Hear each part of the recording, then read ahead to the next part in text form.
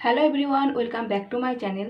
আজকে ক্লাস 9-এর কার্য ক্ষমতা শক্তি এই চ্যাপ্টার থেকে কিছু প্রশ্ন তো তোমাদের সাথে আলোচনা করছি, তো তোমরা সেগুলো দেখে নাও।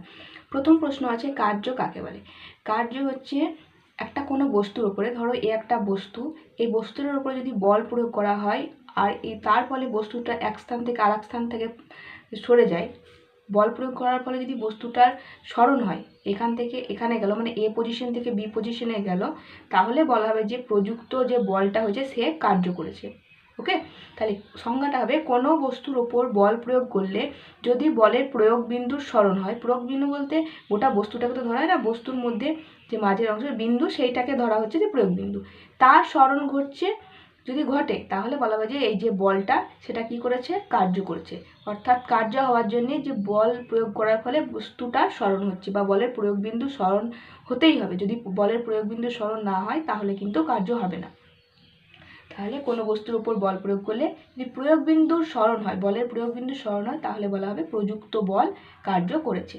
ওকে, যেমন এখানে এফ বল প্রয়োগ করা হয়েছে, দেখো সরণ হয়েছে, এইখান থেকে এতটুকু এসছে, মানে ডি সরণ হয়েছে, তো সেটা হলে পরে আমার কার্য হয়েছে।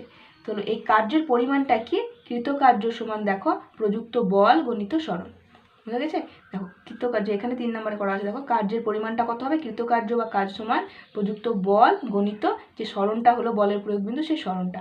এখানে বল কত দিয়েছিলাম এ, আর সরণ কত হয়েছিল ডি, তাই ডাব্লু মানে কার্য এফ ডাব্লু সমান এফ ইন্টু ডি। ওকে, তাহলে এটাই হচ্ছে কার্যের পরিমাণ। এটা দিয়ে বিভিন্ন ম্যাথমেটিক্যাল প্রবলেমগুলো করা হবে। নেক্সট, বস্তুর ওপর বল প্রয়োগ করলেই কি কার্য হবে? আগেই বললাম যে বল প্রয়োগ করলেই হবে না, বল প্রয়োগের ফলে কী হতে হবে, বস্তুর বলের প্রয়োগ বিন্দু সরণ, অর্থাৎ বস্তুটা সরণ ঘটতে হবে। যদি সরণ না ঘটে তাহলে কিন্তু কার্য হয়েছে বলা যাবে না। তাই বল প্রয়োগ করলেই কোনো কার্য হয়েছে কথা বলা যাবে না। বল প্রয়োগের ফলে যদি বলের প্রয়োগ বিন্দু সরণ হয় তবেই বলা যাবে কার্য হয়েছে, নচেত বলা হবে যে কার্য হয়নি। তুমি একটা বস্তুকে ঠেলছো, প্রচুর বল প্রয়োগ করছো, কিন্তু সেই বস্তুটার কোনো সরণ হচ্ছে না, তাহলে তখন কি বলবো যে তোমার যে প্রযুক্ত বলটা আছে সেটাতে কোনো কার্য হচ্ছে না। ওকে, নেক্সট, এটা বললাম কার্যের পরিমাণ ডাব্লু সমান এফ ইন্টু ডি, অর্থাৎ কৃতকার্য সমান বল গণিত সরণ। নেক্সট দেখো, কার্য কি রাশি?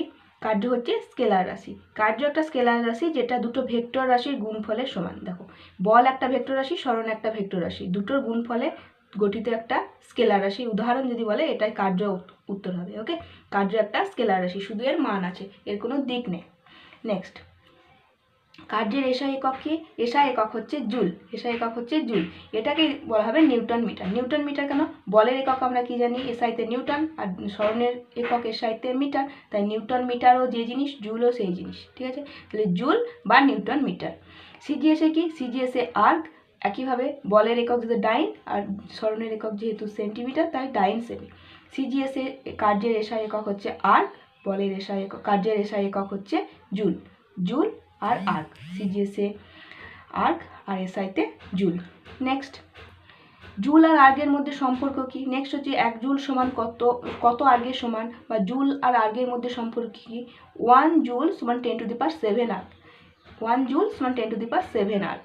যেমন 1 নিউটন সমান 10⁵ ডাইন, আমরা আগে জেনেছি যে বল যখন তোমরা পড়েছো তখন জেনেছো, তো সেরকমই এখানে 1 জুল সমান 10⁻7 আর্গ। এটা কিভাবে দেখো, 1 জুল সমান কি জানি, 1 নিউটন মিটার।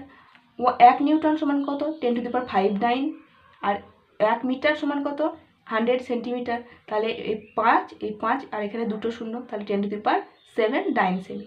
এখান থেকে এইভাবে রিলেশনটা এসছে। ওকে, নেক্সট হচ্ছে, এটা একটা বলের প্রকারভেদ।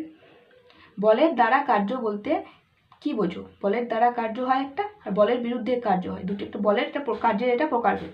তা বলের দ্বারা কার্য হচ্ছে, ধরো কোনো বস্তুকে তুমি ওপর থেকে ফেলে দিলে তখন বলটা কোন দিকে কাজ করে, অভিকর্ষ বল কাজ করে, সেটা নিচের দিকে। আর সরণ কোন দিকে হয়, নিচের দিকে। তাহলে যেদিকে বল সেদিকেই যদি সরণ হয় তাহলে তখন সেক্ষেত্রে বলা হবে যে বলের দ্বারা কার্য হয়েছে। ওটাই লেখা আছে, কোনো বস্তুর উপর বল প্রয়োগ করলে যদি বলের প্রয়োগ বিন্দু সরণ বলের অভিমুখে হয় তাহলে প্রযুক্ত বল দ্বারা কার্য হয়েছে বলা হবে।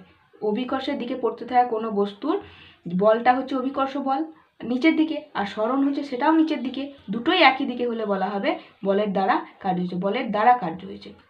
যদি দুটো বিপরীত দিকে হয় একটা অপরটা, তাহলে বলবো যে বলের বিরুদ্ধে কার্য হয়েছে। তো এটাই উদাহরণ দেওয়া আছে, কোনো বস্তুকে উপর থেকে নিচে ফেলে দিলে এক্ষেত্রে যে কার্য হয় তা হলো প্রযুক্ত বল দ্বারা কার্যের উদাহরণ। ওকে, তো আজকে কার্য ক্ষমতা শক্তি সম্পর্কে এই কয়েকটা প্রশ্ন সম্বন্ধে আলোচনা করা হলো। দেখা হবে নেক্সট ক্লাসে। ততক্ষণের জন্য তোমরা ভালো থেকো, সুস্থ থেকো। Thanks for watching.